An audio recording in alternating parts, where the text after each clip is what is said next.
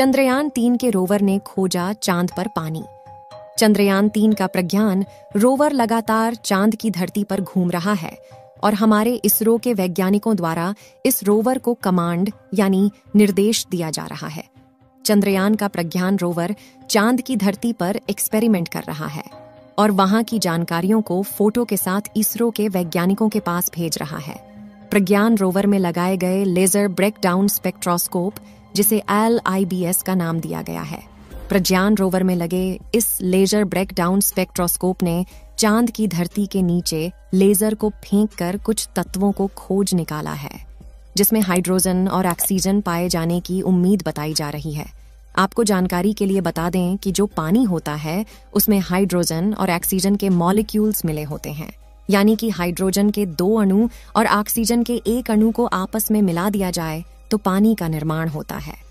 अब आपके मन में सवाल आ रहा होगा कि जब प्रज्ञान रोवर ने चांद पर ऑक्सीजन और हाइड्रोजन की खोज कर लिया है, तो इसका मतलब यह है कि चांद पर पानी पाए जाने की पुष्टि की जा सकती है। चंद्रयान-3 ने चांद पर पानी को खोज कर लिया या नहीं, इसको जानने के लिए वीडियो को अंत तक जरूर देखें। इसरो के वैज्ञानिकों ने यह भी बताया है कि इस समय चंद्रयान के रोवर के सामने मुसीबत मंडरा रही है, जिसका सामना करते हुए अपने मिशन को 14 दिनों के अंदर पूरा करना होगा। इसरो ने जानकारी देते हुए बताया कि हाल ही में प्रज्ञान रोवर के सामने 4 मीटर का लंबा गड्ढा आ गया था। जो तस्वीर इस समय आप अपने मोबाइल फोन पर देख रहे हैं, यह वही गड्ढा है जो प्रज्ञान रोवर के सामने आया था और इस गड्ढे की चौड़ाई लगभग 4 मीटर है। इस गड्ढे की तस्वीर को विक्रम लैंडर में लगे हाई रेजोल्यूशन कैमरा द्वारा लिया गया है। फिर भी प्रज्ञान रोवर सावधानी दिखाते हुए गड्ढे के बगल के रास्ते को चुना और इस समय चांद की धरती के लगातार रहस्यमयी खुलासे कर रहा है।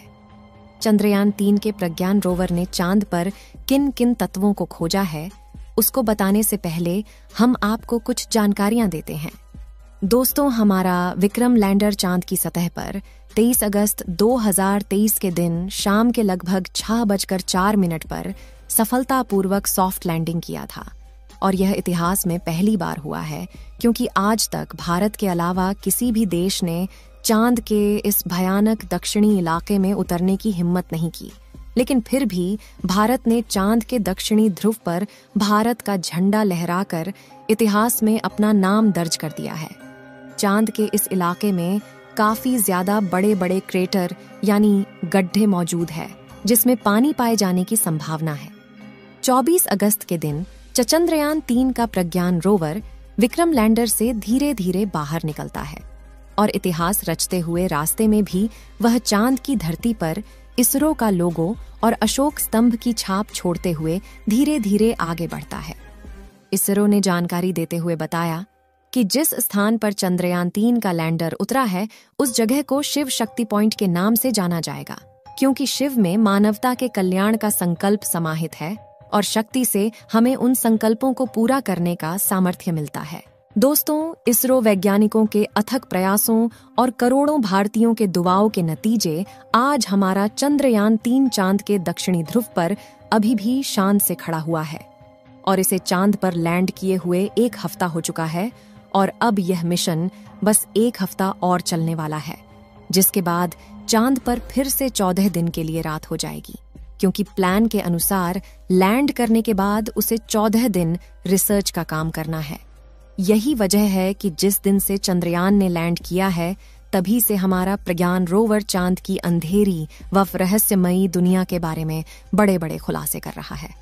इसके साथ ही यह चांद की जमीन पर भारत की एक ऐसी अमिट छाप छोड़ रहा है जो आने वाले कई सालों तक नहीं मिटेगी। जैसे ही चंद्रयान-3 ने चांद की धरती पर लैंडिंग की, हम सभी ने चंद्रयान मिशन के कामयाब होने का खूब जश्न मनाया। लेकिन सही मायनों में देखें तो यह मिशन वहां पूरा नहीं हुआ था, बल्कि लैंडिंग करना तो इस मिशन का सिर्फ एक हिस्सा था, जबकि आगे बहुत काम किया जाना बाकी है। दरअसल इसरो ने अपने इस मिशन को 3 हिस्सों में बांटा है, जिसमें पहला उद्देश्य चांद के दक्षिणी ध्रुव पर लैंड करना था, जो कि हम 23 अगस्त को ही कर चुके हैं। इसका दूसरा उद्देश्य प्रज्ञान रोवर को सफलतापूर्वक चांद की सतह पर उतारना और एक जगह से दूसरी जगह भेजना है। और यह उद्देश्य भी पूरा हो चुका है, क्योंकि लैंडिंग करने के सिर्फ 4 घंटे बाद ही इसरो वैज्ञानिकों ने प्रज्ञान रोवर को चांद की सतह पर उतार दिया था। ये काम पूरा होने के बाद अभी तीसरा उद्देश्य बाकी है, जो है चांद पर रिसर्च और परीक्षण करना। और आपकी जानकारी के लिए बता दें कि इसरो के वैज्ञानिकों ने अपने उद्देश्य को पूरा करने का काम स्टार्ट भी कर दिया है और लगभग आधा मिशन पूरा भी हो गया है, जिसमें प्रज्ञान रोवर ने चांद की मिट्टी में उपस्थित मिनरल के बारे में बताया है। चंद्रयान 3 ने कुछ मिनरल के बारे में पता लगाया है, जिनमें aluminium, calcium, iron, chromium, titanium, manganese, silicon और ऑक्सीजन भी शामिल है। इसके बाद इसरो ने बताया कि प्रज्ञान रोवर और विक्रम लैंडर में लगा पेलोड उपकरण एक्टिवेट कर दिया गया है और सारे सिस्टम एकदम सही तरीके से काम कर रहे हैं। तो अब यह सवाल आता है कि रोवर चांद के इस इलाके में इसके अलावा कौन कौन सी रिसर्च करने वाला है।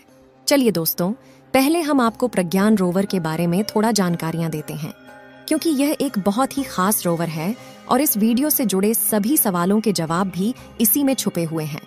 असल में दोस्तों, प्रज्ञान रोवर एक रोबोटिक रोवर है जो अपना सारा काम खुद से निपटा सकता है। और सबसे अच्छी बात यह है कि यह पूरी तरह मेड इन इंडिया है, यानी इसमें लगा एक एक साइंटिफिक उपकरण व इंस्ट्रूमेंट इंडिया में ही बनाया गया है। इसके अलावा अगर बात करें तो इसकी लंबाई 91.7 सेंटीमीटर, चौड़ाई 75 सेंटीमीटर और ऊंचाई 39.7 सेंटीमीटर है। साथ ही इसका वजन 26 किलोग्राम है। यहाँ गौर करने वाली बात यह है कि 26 किलोग्राम का वजन पृथ्वी पर है।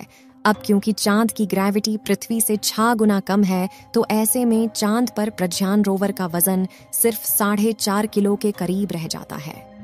नेविगेशन के लिए इसमें पीछे की तरफ 2 कैमरे लगाए गए हैं, जिनके नाम नेविगेशन कैमरा लेफ्ट और नेविगेशन कैमरा राइट है। यह कैमरे प्रज्ञान रोवर की 2 आंखों की तरह है, जो इसे सामने मौजूद बाधाओं के बारे में अवगत कराते हैं।